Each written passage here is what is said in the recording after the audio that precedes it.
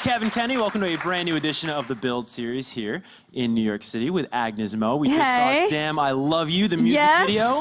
Co-directed by you, might Absolutely, add. absolutely. So you're gonna do that dance with me? Yeah, you were trying to teach me. I don't have the most swag in the world, but it's you gotta dance to a song like that. It feels so good, you know, when you hear that song. Yeah, I mean, especially because you're doing it with your friends, so that's why it feels authentic. It looks authentic, you know. Yeah, I mean, let's point that out right off the bat. Those are your friends in the video that we just saw. So they're also my dancers, but they're also my friends. You know, we've been working together basically for the past like 4 years or 5 years, and then so you know when we did that music video, it was just like we were actually having a good time. So it wasn't, you know what I mean, like just about the story, but it was about us having a good time. Totally, it's authentic. I said that to you in the back when we were watching the video. I mean, it really doesn't look like actors on a commercial or something. Yeah, those are people genuinely enjoying their time, and it translates in the video. Yeah, that's what's important. Totally. Now we're gonna talk all about this album right here, 10. How many people are calling it X, by the way? Is that driving you crazy right now?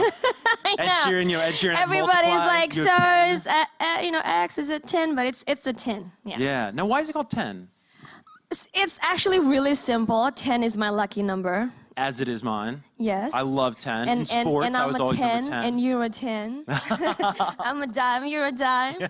But yeah, the album has 10 songs, and it's my lucky number. And I remember the first time that I moved out to LA, my first apartment was on 1010 Wilshire Boulevard. So it's like I'm surrounded by this number 10, so I might as well just call it 10. It's funny how numbers like that, right? Your lucky number, it always pops exactly, up in your life exactly. Well, far before you ever made this album, I want to go way back to the start, because maybe there's some people watching right now, and they're not familiar with Agnez Mo, they're not familiar with her story. You dropped your first single ever when you were 6 years old. Yes, 6 years old. I know.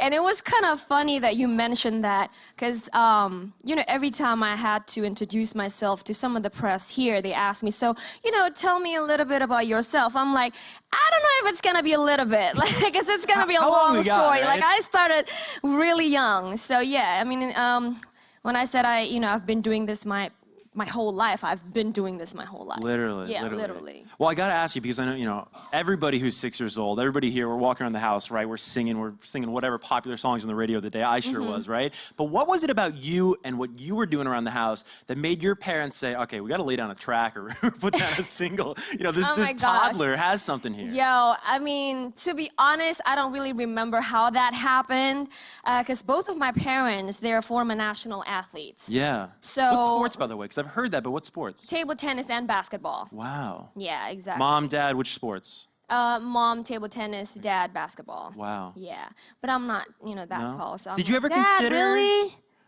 Yeah, right, exactly. Couldn't play center or power forward, right? Yeah, absolutely. But did you ever consider, you know, you're so talented in the world of music, so accomplished at this point in time, but with national athlete parents. I just feel like the dedication, the work ethics, you know, the integrity, the discipline, you know, I got that from my parents. I got it from my mom. and it is true. And you know, that's actually what helps me, you know, to become who I am now. It's because of the discipline. You know, it's not just about the glamorous life. And people think that, you know, to become a superstar, it needs to be about, you know, as long as you're on TV. You know, they made sure that it's not about that. It's about the, you know, how much work you put into your craft, basically. Definitely. Yeah. We see the flashy pictures on Instagram, right? But we don't see the hard work that goes into those pictures. Absolutely. And that's why I tried to stay true, even on my social media accounts. Like, I don't have any company to handle my social media. It's all me. You know what I mean? Cool to know. Yeah. And you are prolific on social media. I mean, millions, tens of millions of people follow you. I was telling you a story in the back, you know, every Monday over at Billboard, you count down the top 10 songs in the country. And I put out a tweet every Monday morning, like, hey, who do you think is gonna be #1 this week? And, you know, you get Ed Sheeran, you get Bruno Mars, you get Taylor Swift. The past couple weeks, ever since this album 10 came out, your fan army is going crazy. I get Agnez Mo, let's hear it. I mean, they are pretty amazing. They're incredible. They're incredible. I have to say that. you know, they're just dedicated in supporting me, and I think that's why I appreciate that so much about them. Some fans, you know, they're just, you know, following what's the trend now, what's trending, but no, they really support me. Totally. I mean, you're so inspirational to your fans. I think if I had to theorize, right, I'm new to the fan army of Agnez Mo, but you're so inspirational, and you said something recently in an interview that I want you to expand upon, because I think it's really important, where you said when you're an artist that's not from the US and you come to the US, just immediately you're bigger than yourself. You stand and you represent for something larger than just you as an artist. Absolutely. Can you talk about that? Yeah, and especially because I guess when people look at me, right, and then they see, you know, my skin color, and then they see where I'm coming from, where I came from, where I was born, automatically they're gonna think that, oh, you're supposed to do this type of music. You're not supposed to do this type of music because you're not a part of the culture. But at the same time, it's like, but the thing is, that's what I grew up listening to. Like, I grew up listening to gospel songs. I grew up, you know, being a fan of Kirk Franklin and listening to gospel songs. And, you know, so when it comes to music, it's not just your skin color, it's not where you come from anymore, you know? It's so much bigger than that in a way that, you know, now people are, you know, the world is getting smaller because of music, because of social media. And when I'm here and then all of a sudden Timbaland believes in me and believes in my project, and then Danger, you know, Jim Beam, some of the names that I feel like, you know, so much bigger than me. Yeah. They believe in the project, and then when I, you know, basically share that story to my fans, they're like, oh my gosh, now you can actually make it happen. That inspires us to make, you know, our dreams come to, you know, come to reality as well. That's what makes me so happy. And there are a lot of perception thinking that, oh, Agnez just wants to go to the US because, you know, she wants to be more famous, but it's not even about that though. You know what I mean? Like, I just feel like to be the best, I have to learn from the best. And because the genre, like the music that you know, that I love is from here. You know, the producers that I want to work with is from, you know, they're from here. Then I'm here.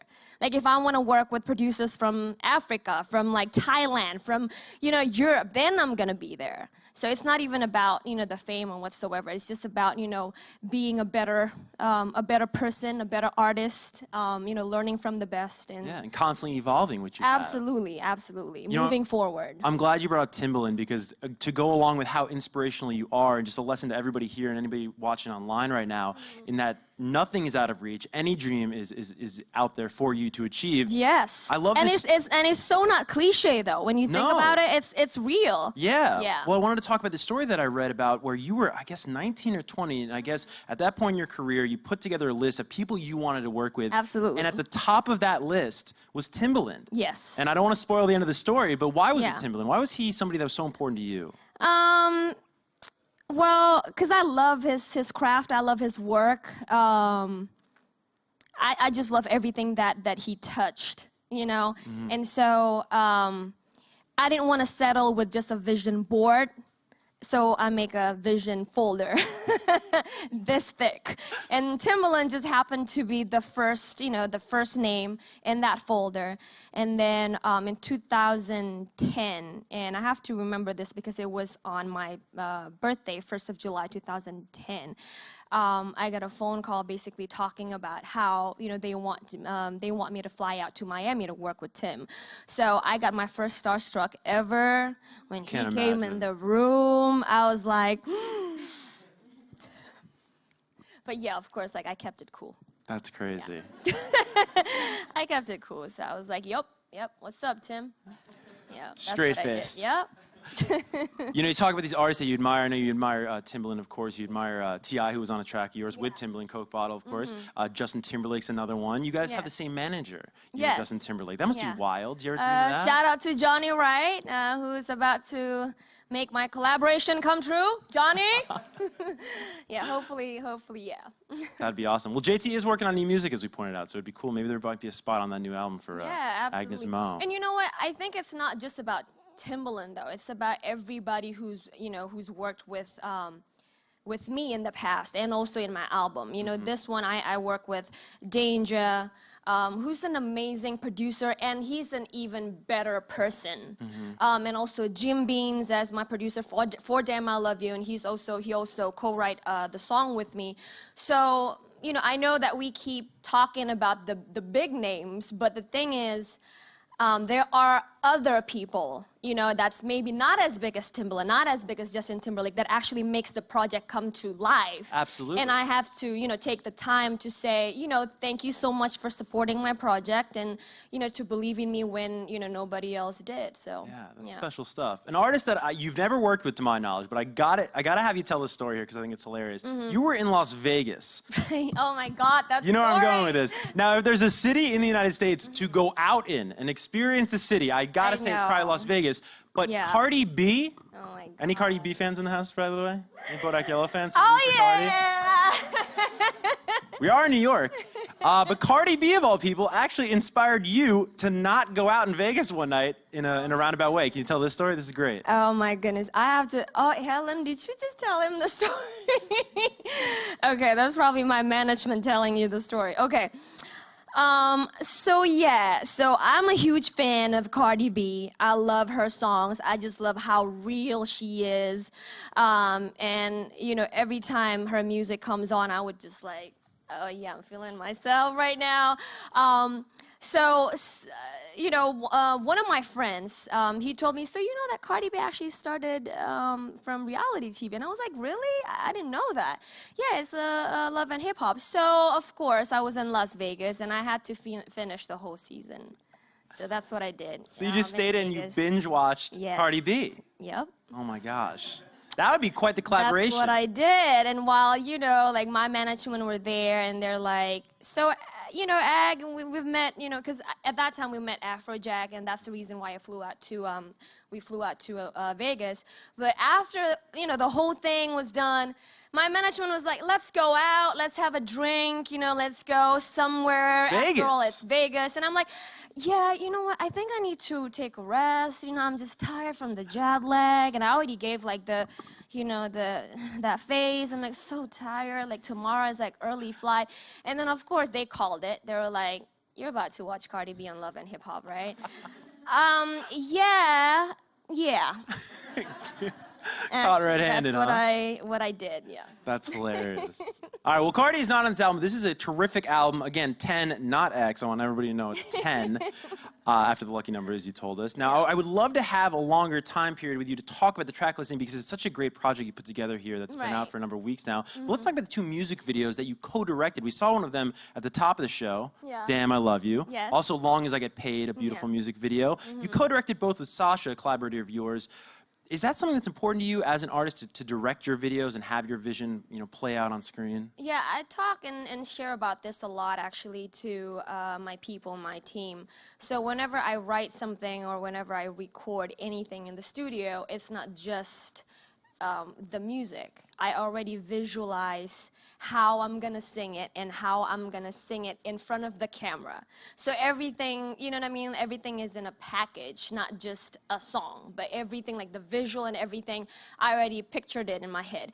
So I just felt, you know, it would be so much easier for me to direct it rather than, you know, try to explain, you know, my vision to another person and then for them to do it and then I have to like jump on board and then do it, you know what I mean, like in the middle of the, but you know, it's just gonna be a mess because I tried that before and you know what I mean, like didn't work out. Yeah, it didn't work out. Totally.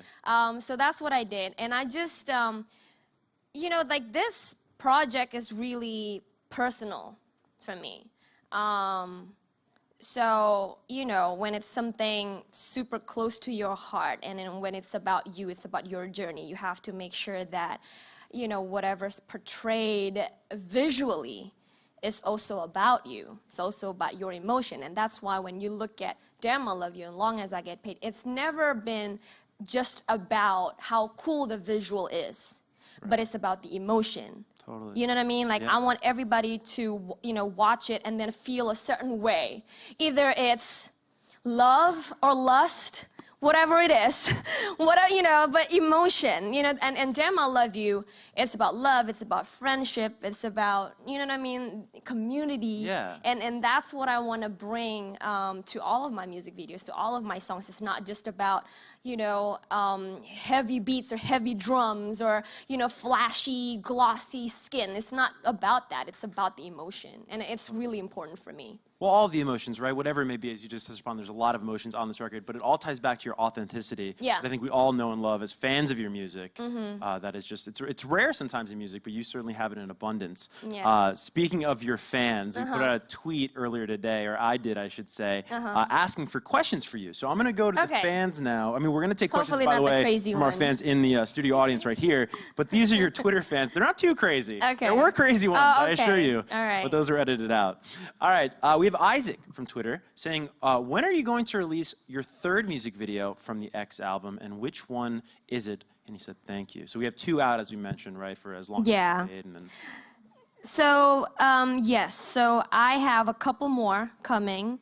And I shot that already, but I just feel like with the momentum right now, especially with Damn I Love You, I want to stay, in this zone first. Probably next year I'm gonna drop the third music video. Isn't that so funny though, when you have these rabid fans, like you put something out and the next day they're like, this is great. You know that they already asked me about the deluxe version. Oh yeah, trust me, I saw in the tweets, we got a lot of tweets about the deluxe album, like I just dropped this album 2 months ago. What are you talking about? But yeah, I love their passion, I guess, and just gotta love it. Yeah, absolutely. All right, let's get to Ian on Twitter. Ian says, what is the difference between the entertainment business, in Indonesia and America? Or maybe just the biggest difference? The biggest difference is here I have to speak in English. No, really, that's it though. I can get away with a lot of things here. No, I'm kidding, but that's true. Yeah, I don't know. The difference, it's pretty much the same, especially now. I realize that the generation's changing, and I feel it firsthand. Because I'm also the coach for The Voice, and I was also the coach for the judge for Indonesian Idol. So I watched it firsthand how the generation's changing, And I think if you were to ask me that question, 5 years ago, then I would say, oh yes, totally, completely different. But now I feel like because social media, takes over our world, basically, and, people are getting, connected to each other so much more. The influence that we're getting is not just from the US, but it's from around the world. And I can't really say that it's, it's too different. Yeah. It's cool, everything getting more connected like that. Yeah, I guess, when we talk about genre of music, producers, yes, there are, few differences, but it's just, I think it's just a matter of like who you work with. Definitely. Yeah. Definitely. All right, Bizzle Mo, that's a cool little username on Twitter. Bizzle Mo, so I must know him then. Maybe. They must be my relative somehow. Same last name, go figure. Yep. Would you ever make a Christmas song or ballad anytime soon? This person says they miss your high note songs. Oh my God. I mean, I can sing "Damn I Love You," and Yeah, exactly. Exactly. Put some the jingle higher bells octave behind is it. like, And... yeah, but it's not gonna sound so cool. Ballad song, yeah, maybe in the deluxe album. Yeah, there you go. There you go. Well said. Well said. Exactly. Deluxe album, probably. Well, this is an important question. I really like this one. We put this tweet out. Somebody sent in 25 questions. They're like, hey, thanks for 25 25 questions. I was like, this is an essay or something from school. I picked one of them. All right. Number 8 on that list of 25. How do you keep believing in your dream while others may be mocking you? I think this is an important, staying positive in the face of bullying. Yeah, I mean, it happens to everybody. So I don't want to feel special about it. You know what I mean? Like, everybody who has dream, there must be someone either in, their family, one of their friends, or, you know what I mean, whoever that's, they're not going to believe you. But at the end of the day, like, you're the one who's going to basically make your own reality. You know what I mean? Like make your life and live your life and build your life. So I don't really care if they don't believe that I'm capable. Like if just because you can't do it doesn't mean I can't do it too. So yeah, just gonna keep moving forward. Yeah, stay positive. Yeah. I got one more question for you, and then we're gonna get to the questions here in the studio audience. Who are you? This is from Freddie on Twitter, but I have a kind of an add-on, Freddie. I hope you don't mind. Who are you going to collab with next on any upcoming project? JT! Justin, you're in the comments. Okay, all right. Well, no, I want to add on to that because I've heard rumors, I've heard rumblings, and I know your fandom has too, of a potential remix to "Damn I Love You." And you've kind of been floating that out there, and I was wondering if you had any names you wanted to put out there, or just some positive energy or wishes, Yeah, I think it's because Afrojack, shout out to him, such a nice friend. So he gave me a shout out on Twitter, and of course my fans on Twitter, they were like, "Oh my gosh, you guys need to meet up," and so of course I was like, "All right, let's do it," and that's why I flew out to Vegas, and then he played me some of the records that he felt would be great for our project, maybe sooner than the deluxe album. Hint, hint. But yeah, that's a possibility. Right on. Very cool. All right, well, we got this great studio audience. Does anybody have any questions? Hi. Hi. Well, first of all, you're so gorgeous. I just wanted to say that. Thank you. You mean this? Yes. Okay, I had a question. So I obviously am part of the Agnez Army. And we know that you're a huge artist in Indonesia. I just wanted to know, like, do you ever try to incorporate any Indonesian aspects in your artistry when you're marketing yourself abroad, or do you enjoy more like reinventing yourself every time towards the international market? So thank you so much. That's actually a really good question. If you watched my "Long As I Get Paid" music video, I infused a lot of Indonesian culture there. But the thing is about something traditional, as we might have already known, I don't want it to be or look boring. Just so that when people accept it, they can accept it. Oh, that's actually really cool. Oh, that gown, that kebaya is like our traditional outfit, or that batik, that's like the cloth, the fabric from Indonesia. That's actually really cool. So I had to make sure that when I infused that, it can still look cool and relevant. And that's why I did it with, Long As I Get Paid. So I always said, yeah, it has to be traditional, yet with a Agnez Mo's kinky twist. The patented kinky twist. Exactly. So it has to be, contrast. Right. And about reinventing, I don't believe that I can all of a sudden change myself into, another human being, So even if I'm here, people are gonna notice that I'm not from here. And then, I don't have to say or tell everybody that I'm from Indonesia. They're gonna know that I'm Asian, and so they're gonna look for, okay, like, where is she coming from? So I feel like my craft and my music and whatever I do in my life needs to speak louder, and then after that they're gonna find out who she is, like who I am, and that's what I'm trying to do, focusing on that. That's awesome. Yeah. All right, we got time for 2 more questions. Let's get to another studio question. Yeah. First of all, thank you to BUILDseriesNYC for hosting this event. I finally met you, Agnez Mo, in person. Yeah. I love your hair color. Yeah, thank you. That actually inspires me. Wow. Maybe. So, for me, you are such a perfect person. Aww. Yeah. And I think you were born like such an amazing person, smart, beautiful. But I'm wondering, what is... Here comes the butt. Yeah, this is the question. What is the purpose of your life? Ooh. Dang it. It's a big question. Ooh, yeah. So we only have like 1 minute left. Okay.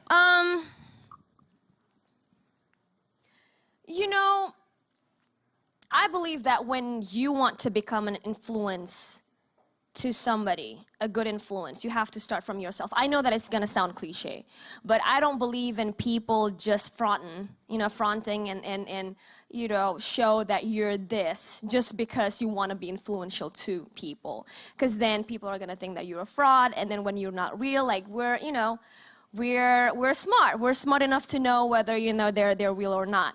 So in my life, I feel like every single day, every step of the way, I have to be a better self. I have to be better every day. Tomorrow I have to be Agnez Mode 2.0. The next day I have to be 3.0. And in hopes that by doing that, I can be a living example to people, and then people are gonna think that, oh, okay, if she can do that, then I can do that too. But I don't wanna be, I don't wanna do stuff just because I want to be, an inspiring artist. That's not me. Yeah. I just want to do the best, and hopefully it can somehow move people. And I think that's what it is now. Yeah, it's got to come from a real place. Yeah, absolutely. That's, staying true to myself. And that's, sometimes people, ask me, so Agnez, why are you so different from, your artistry or like your craft 5 years ago? Of course I'm going to be different, because it's my journey. And what people need to understand is that artists are human beings too. Like, we evolve. Like, we learn from our mistakes and we become better. We become different, in a sense. So this is where I am now. But maybe in 2 years or 3 years, I might have come up with like totally different, craft or music, because that's where I will be that time. So it makes you so exciting as an artist. We got, I think, time for 2 more fan questions. Yes, hi. Hey, hi. I think I noticed you from the video reaction. Yeah, hi. I love it. Oh, thank you. I love the album, by the way. Oh, thank you. Top 5. Yeah. Level Up. Damn, I Love You. Oh, Beautiful yeah. Mistake. Oh, I know why you love Level Up. Because I said, when it's about to pop off, like yes. I said that. Of course you love that. Any future tour dates in America? Sorry. Yeah, so Johnny actually just mentioned it to us, a couple weeks ago, that he's gonna start the conversation with us, the internal meetings and the meetings with other people too, in January. The reason why is because it's so close to Thanksgiving and Christmas. I truly believe that I need to be with my family, with my closest friends, and I don't want to be thinking about that. So we're gonna start the conversation in January, so hopefully we're gonna be able to do the tour next year. Yay. I like that. Yeah. That's going to be a big 2018 for you. Yeah, absolutely. absolutely. All right, one more fan question. Where are we going? Right here.